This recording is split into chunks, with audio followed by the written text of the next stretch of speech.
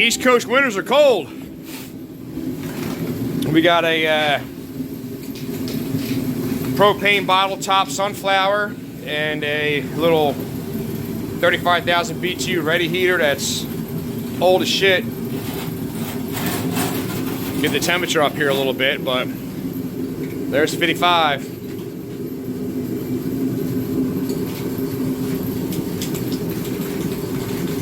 Hopefully we'll be able to get later on and have a really nice video of it running down the road, but we got the videos on YouTube. Part 3 had us digging it out. These guys, if you've been following the page and Instagram, we were doing other random BS to it. But I think I'll put this one on YouTube. It'll be long enough. We've had the car for a little over 3 months now. We got it on November 9th. Is it that long? That's right, Thanksgiving, because I went back to Dad's for the 56 Chevy, and it was Thanksgiving weekend. Stayed over tonight. We wound up being there Sunday. We came home November 9th. Yep, Thanksgiving weekend. I shot more video. I just uploaded when he put the studs in the 56 Chevy. Yeah, he bought the tool. Yep. So November 9th, December, January, February, a little over 3 months. So 3 months. The 55 has got new wheels and tires. The rear's pulled apart. It's got a new Brawler, Holly Brawler 850 carb. Half the nitrous kit's installed because we didn't have the right size tires. Thermostat housing. I got a new radiator cap, new T-stack. Yeah, we got that nice Brawler 850. It's a mechanical secondary double pumper, 4-corner idle, nice clear sight glass plugs. Once it gets a little nicer out, we'll take it outside and I'll clean up the underside of the car and I'll detail it the best I can. We've got a Zex perimeter nitrous plate on it with NOS super power shot solenoids. Maybe I'll edit that out, maybe I won't. We got a still running nitrous line.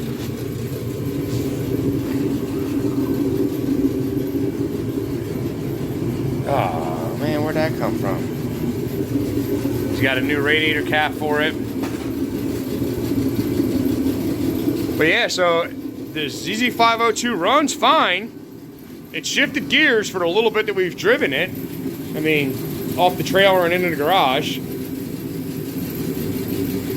Most of the gauges work, or all the gauges work at least. I mean, we don't know if the speedo works, but right, we don't know if it needs the front end aligned.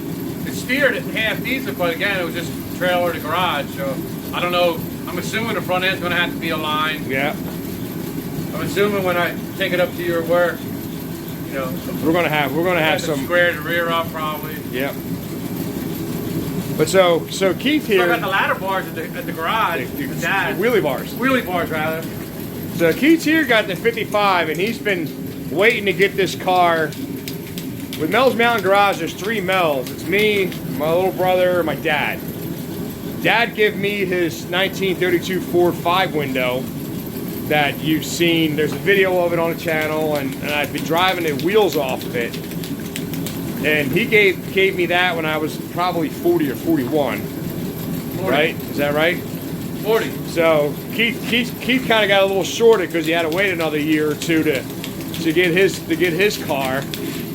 But he kind of dropped everything. So he's got his 79 Monte Carlo that currently has a 460 Chevy big block. It's a 30-inch overbore 454, rectangular port heads, you know, dome pistons, crank rods, 4-bolt mains. I mean, it's a pretty stout little motor, but it doesn't have no oil pressure. We think it's got some bad cam bearings. So he has a 5.3 LS. There's some LS parts for it with a LSA supercharger. Yeah, brand new. The Holly Terminator X fuel injection system. I got the Holly mounts, pan, ceramic coated headers. Shit, it currently has has it got a Muncie in it? It's got a Muncie, yeah. It's got a Muncie 4-speed in it. Grand National 8.5 inch rear end of Grand National. Out of Sally, actually. Yeah. It came with Sally, my wagon. It came with the wagon. Yeah. This car has 77,000 original miles. It's every option. Power everything. Power windows, locks, dual remote mirrors, power seats, buckets, console, floor shifter, gauges. I mean, tilt. Yeah, every option, right? Every option that wiper delay, really hard to find. Short of a sunroof, Which I hate anyhow.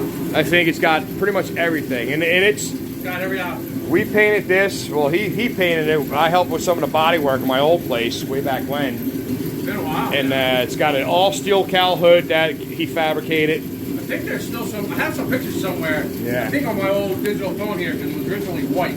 I'll have to slap some of them up. But I think the only thing that this car needs cosmetically, you got to change the color of the dash, right? Was that it? Yeah, because the interior is black and the dash is still gray. Right. And I was going to take it out and dye it, and it had the little teeny crack. But now the OPG repops the factory dash. I'm just going to drop the $1,000 or whatever it is and just get a new one. Yep.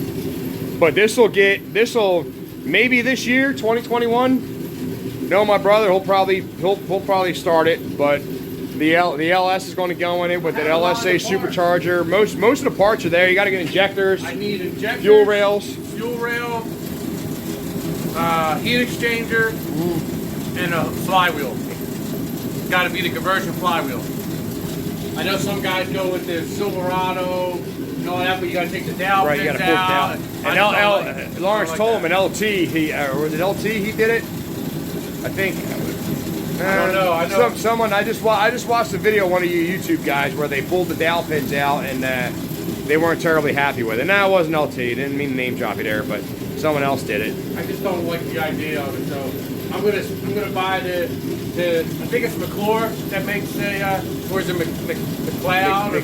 McLeod. One of the M's. I'm fucking it up, I'm sure. But they make a swap flywheel. It's a little pricey, like $400-something bucks. But what are you gonna do? But there's a time to cheap out, and there's a time not to. It'll be the right way to go. This way here, it'll be concentric with the flywheel. We don't have to worry about dicking with a dial indicator and tightening it in just the right spot. Yeah. And not only that, it'll have dowels to help keep it located. We ain't counting on the shear strength of the bolts to keep it located. I like to save a buck just as much as the next guy, but some things you don't skimp on. Then we got the Dragon, which was in the video. That's a 78 Malibu, another silver hair car, low miles, that now has a 406 small block, billet splayed mains, AFR heads, solid roller cam, 177 blower, 250 power shot kit on it. Yeah, super power, 250 shot, cheater system on it. Or the cheater, yeah. Turbo 400, reverse mount, Moser 9-inch, manual reverse. One of the first Moser 9s, when they first started making them for the T-body swap. I was one of the first guys who bought it. Range exhaust. Yep. Headers. Oh, and that's another thing too. This exhaust on a Monte Carlo, this Monte Carlo was a 4-speed manual linkage clutch, not a hydraulic. So it's got a Z-bar, it's got the pivot ball, the clutch, with hooker swap headers, and it still has air with roller rockers that most guys on the interwebs, they say you can't do it. You just have to know the little tweaks to do it. On right there on the interballs, they say you can't have a manual trans air conditioned car with a big block Chevy and roller rockers. And this has got the comp billet steel rollers with the 80-some thousands push rods, titanium keepers, 10-degree super locks.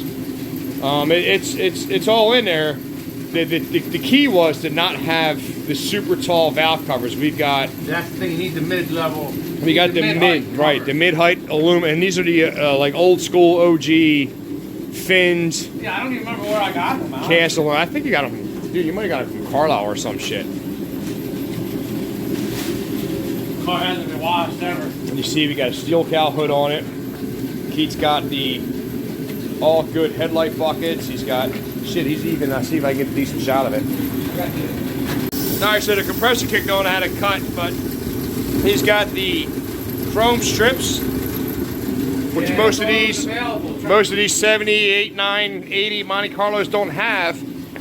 And I tried to buy some. I actually bought a couple NOS still in the packaging, but when you take them out, they still have box wear, and it gets that foggy look, even brand new out of the package, because it's plastic with a coating. Yeah, you but still it's get that NOS. foggy look, but I spent stupid money for it, and it still looks like shit. Yeah. So these aftermarket ones aren't as wide. As you can see, the factory, these little feet that would hold it. Right. And I did everything you can, and look, it's the best of what they have right now.